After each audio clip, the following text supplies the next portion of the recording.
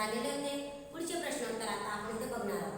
सगळ्यांनी आपली वही पुस्तक बाहेर काढा आणि बघा आपण आपले उरलेले प्रश्नोत्तर बघणार आहोत. ठीक है, सभी ने अपनी अपनी नोटबुक और बुक निकाली है. हमारा क्या चल रहा था देखिए, खाली शब्दांच्या जोड्या योग्य रकान्यात लिहा. क्या लिखा है यहाँ पे? खाली शब्दांच्या जोड्या योग्य रकान्यात लिहा. लिखना है ना हमें, सभी का ध्यान है मेरे तरफ. तो लिखिए, पहला क्या है हमारा वाक्य. सबसे पहले तो देख लीजिए क्या लिखा है, खाली शब्दांच्या जोड्या योग्य रकान्यात लिहा.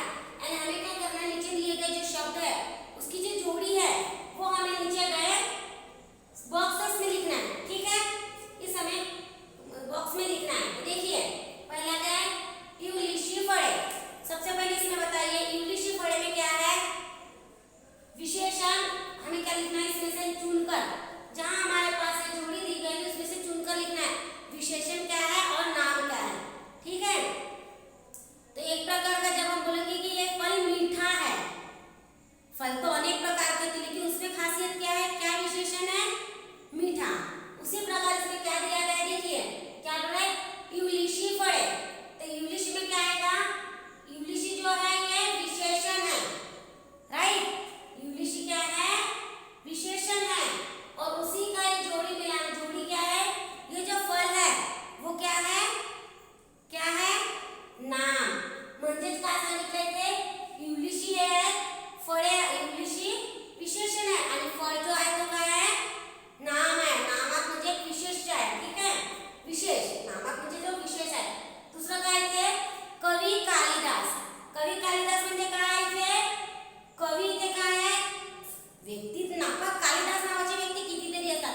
यहाँ क्या बता रहे, कालिदास नाम के व्यक्ति बहुत से होते, इसीलिए वो नाम की जगह पे आ गया क्या, यहाँ कालिदास. उसमें विशेषता क्या है, वो एक कवि है, इसीलिए ये विशेषण. नेक्स्ट क्या है हमारा, अजब रचना.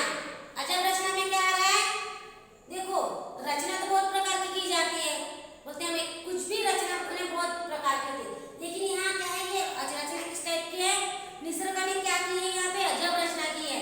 तो यहाँ एक अजब मीन्स विशेषण है और रचना मीन्स क्या है, ये नाम है. सभी को समझ में आ रहा है. देखिए फिर से बता दूं मैं, अजब ये, अजब क्या है, ये विशेषण है और रचना ये नाम है. नेक्स्ट देखते हैं हम, यहाँ क्या लिखा है, राजा भोज. भोज नाम के, यहाँ के भोज तो किसी का भी नाम हो सकता है, लेकिन यहाँ राजा कुछ अलग है, इसलिए ये राजा जो है, राजा क्या है, ये यहाँ का विशेषण है, उसमें बसी हुई एक विशेषता है. भोज, भोज ये नाम से जुड़ी हुई है, तो यहाँ ये राजा है, विशेषण है, और भोज क्या है, नाम है. समझ में आ रहा है ना. देखो फिर इसके क्या बोला, विचारू, विचारा वाटसरू, सॉरी विचारा वाटसरू. तो यहाँ विचारा क्या है, विशेषण है और वाटसरू नाम है. वाटसरू मैंने बोली थी आपको, पैसेंजर है, ट्रॅव्हलर है. म्हणजे तिथे वाटसरूला प्रवासी देखील म्हटलंय. मी सांगितलं होतं तुम्हाला याचा अर्थ काय होते वाटसरूचा. तर इथे विचारा म्हणजे काय आहे, विशेषण आहे आणि वाटसरू हे नाम आहे. पुढचं बघू आपण, मोठमोठी कलिंगडे. काय म्हणतात, ही जोडी आहे ना, मोठमोठी कलिंगडे. ही एक जोडी झाली आहे, तर त्याच्यात मोठमोठी काय, कलिंगडे भरपूर असतात, कुठे लहान असतात कुठे मोठी असतात, पण इथे इथे काय सांगितलं, मोठमोठी कलिंगडे.